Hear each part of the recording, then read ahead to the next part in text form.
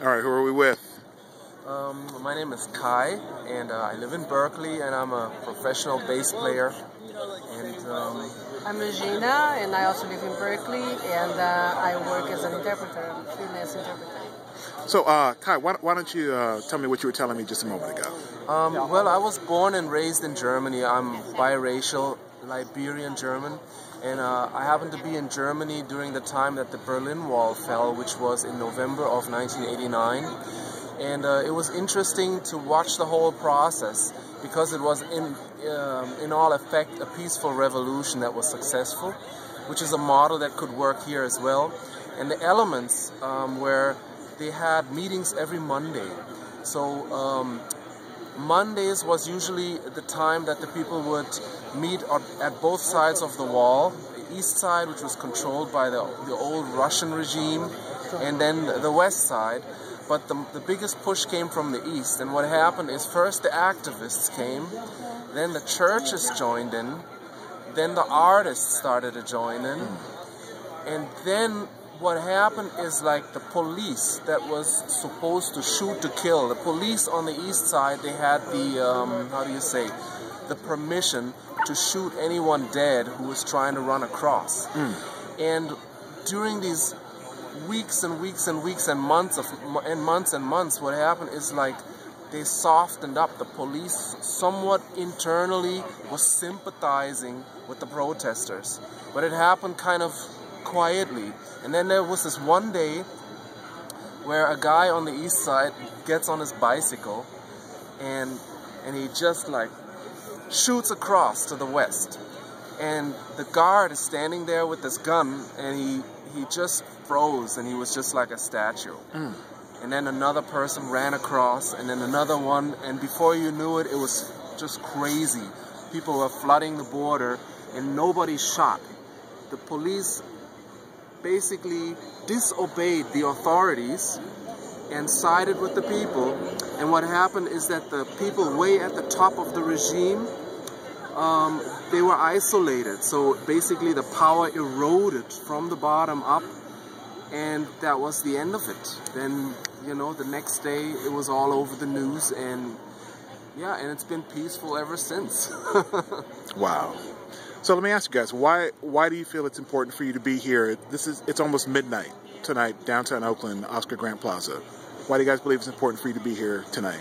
Well, tonight I decided to come here because I was reading the reports of what happened in the afternoon with the shooting, and that they were trying to link that with the movement. And I was afraid that maybe the police was going to start to dismantle it.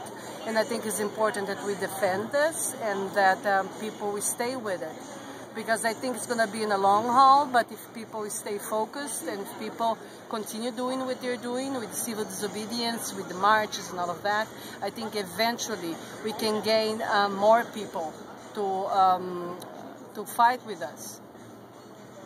Any words to people who are wondering if they should come down? What do you got to say to people who are thinking, and maybe they're thinking maybe it's not safe or maybe it's not effective? Any advice to people who are thinking about coming down and haven't done it yet? Yes, actually I had a conversation like that on Facebook, with a friend of mine, and her reluctance, she was thinking first is like, okay, they should not be spending time with overtime with the police, and she works as a librarian and you need money for the services and all of that. But what I told her, I said, you should go there and you should see it for yourself. And this was before the strike. And guess what? She came and she decided to join the strike. And basically what I told her is like, of course, you may see people who are getting high or whatever, but this is the minority. The majority of people I see, especially in the assemblies, are people who are very serious and people are very articulate and very interested in talking about these things. And I gave her the example of the assembly that I was here at the assembly during which they were trying to decide about the general strike. And I was amazed by the process. I was amazed that it was huge. There were about 1,500 people. And I remember that there was a proposal for a strike. Then they asked us to break in groups of 20 people each and to discuss the proposal for about 10 minutes, and then to make sure that everybody was listened to, and then to elect one person from the group to go there and to talk about it. And I thought that was brilliant. It was amazing because because I do this kind of work with diversity groups and board of schools and stuff like that. And usually we do it within a very small scale. So it was amazing to me to see this type of work being done on such a large scale, and how people were willing to talk, and how cooperative, and how polite, how smoothly everything went. So I'm very, very inspired by this whole thing. I've been living in the U.S. for 25 years, and I have never, in the Bay Area, and I have never seen anything like it. And I was always amazed before that I am from Brazil, and in many other countries, like, people won't put up with so much. People will be on the streets, and I always ask myself, why people are not on the streets here with 50 million people who don't have health insurance, for example. So finally, to see people on the streets, to me, this is inspiring, and I support it wholeheartedly, and I hope we'll continue. And we have 2 kids, and I think we owe it to the next generation as well. Yeah. Also, when Obama was elected, we were out in the streets partying as well, and the way things developed, a lot of things we were hoping for did not come to pass, and I don't know exactly what Obama is dealing with as he's, meeting the GOP and trying to get consensus. However, I remember one morning I came here to Occupy Oakland, and it was super, super cold, and it was raining the night before, and I was just wondering how the people were doing, so I showed up. And I went to the little medical tent over there, and there's a young lady in there who's a student, and she was up all night, and her job was to do the night shift, and so she would give out free medication, like, stuff like over-the-counter things like a headache medicine or cough medicine or toothbrush, toothpaste. So people could go in there and just take what they need, get their hygiene on, so to speak. And I was super impressed with that, because there were homeless people, there were people of all ages. And so Occupy Oakland, I would say the Occupy movement all over the world is really the hope that Obama was looking for. So we are this hope, and the hope is in the all-inclusiveness, that nobody is left out because of their race, their color, their social standing, whether they're homeless, whether they're sick, or whether they're healthy. They are all part of this movement, and that's what it really takes. Like, a world-class people's movement has to be all-inclusive. And if we go back to all the great leaders like Mahatma Gandhi and Martin Luther King and Cesar Chavez, all these people would agree with that. So I think, the general public, they should reevaluate the situation and really look at themselves in the mirror and ask themselves whether they have done the best they can to meet the needs of the population. Because the people at Occupy Oakland, they do it. And one more thing that I would like to say that's been very inspiring to me, and I think people, especially in the mainstream media, they don't get it, when they're asking about the demands. What are the demands? What are the demands? Well, first of all, I think the demands won't work within this framework. I think the whole system is broke. And so I think what I would like to see is a paradigm shift. I think part of the problem with the whole Obama, and I was profoundly disappointed, especially by his choice of people he surrounded himself with. But I also realized that has to do with the constraints with the way elections are funded in this country, for example. That they're pretty much the financial sectors. They have a hold to the lobbyists and all of that, to both Republican and Democrats. So I think we need a paradigm shift and campaign reform and this thing. So my hope in the long run is that movement like this can grow into a viable party. Not only a 30 party, I would actually like to see more parties in this country. So my hope is that through a movement, a popular movement, we'll eventually see that. In Brazil, for example, where I come from, when I was in college, like almost like 30 years ago, I was on the streets with to make it legal the Workers' Party. Well, the Workers' Party grew out of a movement with the strikers, with the metal workers strikers. Lula, who was the president of Brazil for 8 years, was a metal worker.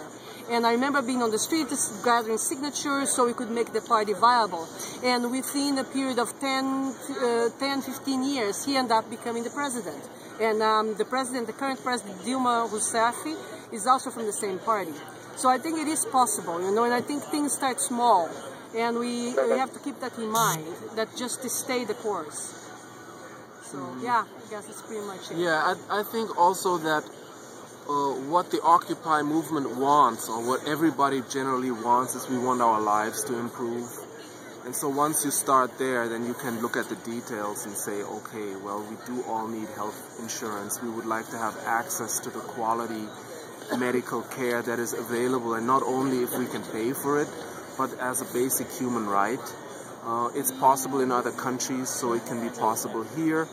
And people don't have to be afraid, you know, of being a little bit more all-inclusive. I think there's too much fear in the ranks of the rich people in general, because they are very guarded, you know, they don't mix, they don't mingle. And ultimately it's their loss, because the life is here. This is where it's at. And it's also not in the interest of anybody, I think. For example, the inequality we have seen in so many countries, it leads to social unrest. Yeah. So I think in the end, you know, at the end of the day, it's not in the interest of anybody, you know, even at the 1%. Because guess what? The more inequality you have, the more social unrest you're going to have. So what are you going to be? You're going to be locked in your, you know, private tower. Like in São Paulo, where I come from, in Brazil. Like there is so much, because of social inequality and the fear and all of that, the very rich, they will fly helicopters. There is a huge heliport, yeah, on top of buildings, skyscrapers. Because everybody, there's a huge sense of fear in people, because okay, I may be kidnapped because I have money or all of that. So do people really want to live like that? That's a huge price to pay, isn't it? So I think it's in the interest of everybody that we have more of a social equality, you know, of the discrepancy between how much the one who makes the most and the one who makes the least is huge, and doesn't have to be like that. Yeah. And also I think we have our priorities wrong. Also the amount of money we invest in wars, for example. It's like just a fraction of that could already take care of so much social problems that we have. So see, and investing in the war is another sign of being guarded and not trusting in people. That you feel that by force you have to go and get what you need because you can't really work it out with who is here. So that's already a letdown right there. And it's just like, I'm just so tired of it, you know. It's time to take that money that is in all the weapons and all the destruction and then make it work for the people. And it's also a waste of potential. I think Totally. The human potential in this country, and especially because of the cultural diversity that we have in this country, you know, there's so much potential, and I think it's a waste, you know, of potential. Yeah, and also the 99%, they are not going after this is my opinion, this is what I'm seeing around here, it's like they're not going after the 1% like the French Revolution. The beautiful thing right now is we still have electricity, you know, a large amount of people have a decent life standard, so things can be negotiated, we can make a transition that's peaceful. That's really important. So this is the time to do it. This is the time for the 1% to come to the table and to meet us on a level. Yeah, because it's not a personal thing, you know. No. It's basically about a system. That's what I've been trying to tell my boy too, also because we have a teenager. So when he sees the thing with the police, and he's very upset about that. And I was like, yes, of course there is police brutality, but it's not. This is only one piece of the puzzle. You know, the police is not the enemy. It's the system. They're on a paycheck too. They are on a paycheck too. It's the system. I think the question is like, how do we convince them that's also in their own interest, that they are also the 99%. So you should be joining us, not be beating us up. So I guess that's the key there, you know. Yeah, I agree with that. The paradigm shift also means a shift in values, to put more attention on the living being and not so much on polishing material things and locking them up. And there's a whole there's a beauty, you know, once you can let go of this idea that you are what you own. And that's an idea that is stuck in people's heads, and they are educated to be like that. But the real life is like when you come down and the people sing together, and there is a sense that, you know, you can be who you are. That feeling you cannot get when you have a lot of material wealth, but you're basically locked up in a golden cage. Yeah. Oh, thank you. Now we have to go Thank take you care for of the kids. taking this time. Hey, thank y'all. Say goodbye in your languages. Boa noite. Auf Wiedersehen. Gute Nacht. Peace. Latest.